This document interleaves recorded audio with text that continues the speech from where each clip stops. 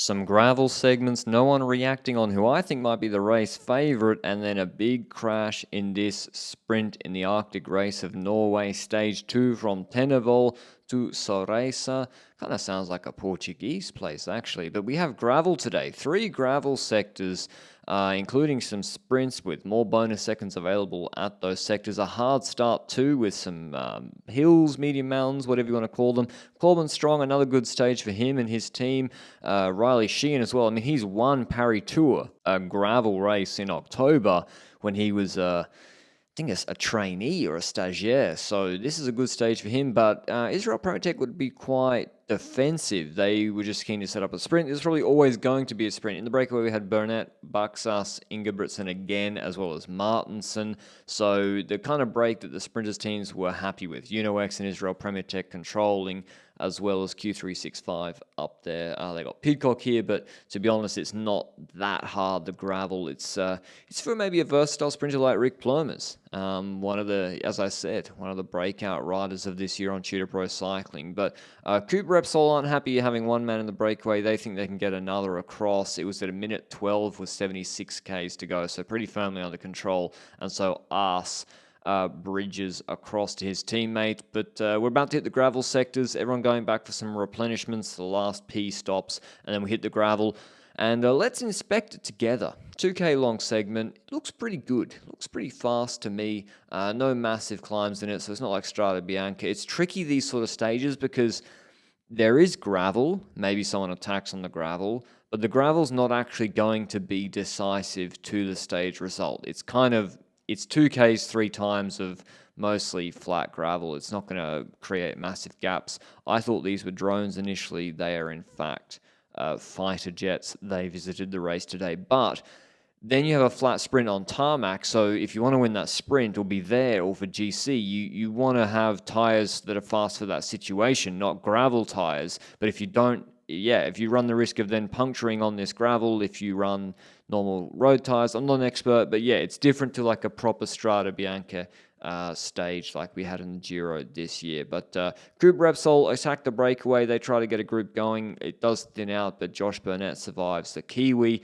And Israel Premier Tech still have it under control. We're going to do one more lap of the gravel sector, but they time it well. Maybe they didn't want to have to sprint for the bonus seconds, but the breakaway is caught literally after the last sprint bonus gate. Stockman on Unibet, Titama Rockets tries to anticipate the gravel sector. We've got these dippers, these rollers going into that sector where the peloton carries a lot of speed over the top. And then one of the men who is the favourites for the GC in this race, Kevin Vermark, who's done well at this race before, number 31 on Picnic Post and L, he attacks. No response from any of the other GC guys. No one there. I mean, Q365 maybe thought they had it under control, but he gets 12, 15 seconds. I think if he had 2 more guys with him, maybe it makes a difference. Probably not. The stage wasn't that hard given the breakaway situation. And so UnoX come with a million guys. That then gets whittled down pretty quickly, though. Legnerson pulls off after they catch Vermark with about 4Ks to go. And then it's on these Versnes, Tiller, and Alexander Kristoff, who's sitting on 97 victories. He's retiring at the end of this year. He wants to finish with 100 victories. But the benefit for UnoX Pro Cycling is, because it's looking thin, like Tiller comes up to the front, one lead-out guy with a K to go. It's looking thin. Arkea go early. Tiller doesn't panic because he's not seeing like another... If there was 3 guys with the Arkea train, he should be panicking. But he just gradually moved over to that train. You've got Astana there with Ballerini. Actually, they went for Case Bowl today in the sprint. That makes sense because Case Bowl probably is faster in a flat sprint. So Ballerini leading him out. And so they profit off the Arkea lead out for Jente Bittermans. But here, unfortunately, there must be something on the road. I've replayed this 20 times. I can't figure out what happens. I thought Tiller just made a mistake, but actually also the Astana rider, the Israel rider behind him, they also move their wheels in an erratic way. Tiller looks like he moves his bike really erratically to avoid something on the road, and then that creates a chain effect behind him. The Balwaza rider has to pause,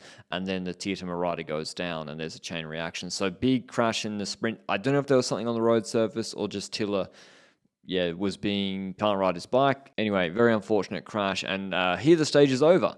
Right-hand corner, 300 to go, 250 to go.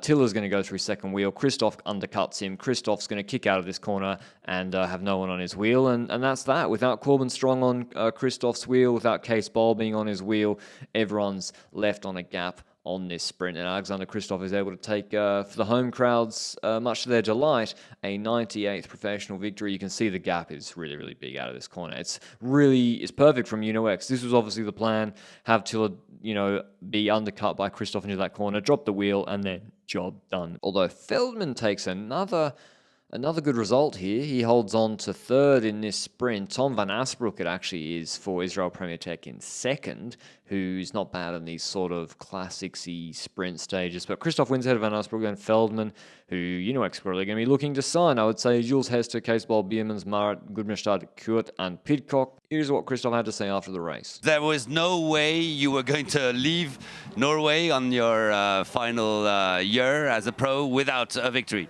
Yeah, I missed out in the Tour of Norway in May. I just was second in my hometown on the last sprint, so I came to Arctic Race. The team didn't pick me for the Tour selections. I was a bit disappointed, and I showed today I have still good legs, so I'm very happy to win in my final race in Norway, and I'm proud also. It's my 98th pro win, so I still missed 2 400, but at least to get a win here in Arctic means a lot because it's a long time since I win in February. So it's been a few second places, but it's not the same feeling like winning. Tell us how you did it, because it didn't happen on the gravel sector. It happened after. Great teamwork from UNOX as well. Yeah, we waited. We want to wait to the last 5K. Problem is to get the climbers to the front. It's hectic, So I was screaming a bit on the radio on them, but when they arrived, they did an amazing job. And at the end also the way Rasmus do the last K, because we was lacking maybe one guy. So it was a bit long for him, but I say take the draft from Arkea. He go a little bit in the draft, and then he can hold all the way to the corner.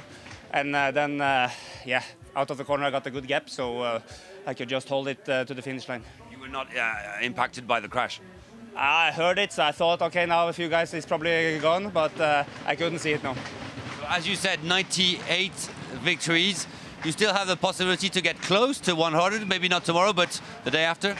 Yeah, Tromsø is a new chance. I did well in Tromsø before, and maybe the course actually is a bit easier. We do only laps, but the climb is maybe easier because before it came really close to the finish line. Now it's a bit longer to the finish, so I will for sure try, but it's also up and down all day, so if it goes hard from the beginning, it's going to be a harder race again. So depends really how we race the parcours. The race is made by the rider, so if you do it the easy way, I think I have a chance. If you do it the hard way, maybe it's too tough. Hope you enjoyed the video. Tomorrow's a 8-minute uphill test. The GC should be decided there. Tom Pidcock, the big favourite. Can he deliver? And I'll see you with the recap then. Ciao, ciao, ciao.